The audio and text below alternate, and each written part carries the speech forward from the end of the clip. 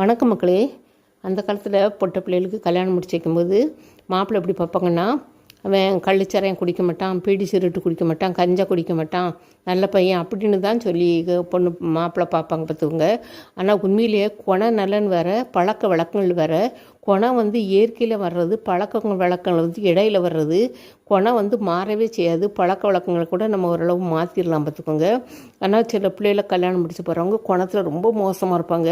அவங்க PT cigarette குடிக்காமல் ஒரு நல்ல ஒழுக்கமாக இருப்பாங்க. ஆனால் அந்த பிள்ளைகளை போட்டு வார்த்தையால் வதைப்பாங்க பார்த்துக்கோங்க.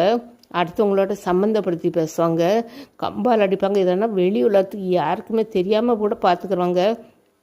வெளி உலகத்துக்கு இந்த பிள்ளை எப்படி வச்சுருக்கான், நகை நட்டு போடுதான், நல்லா வாங்கி போடுதான், சாப்பாடு போடுதான், நல்லா அருமையாக வீடு கட்டி வச்சுருக்கான் அப்படிம்பாங்க.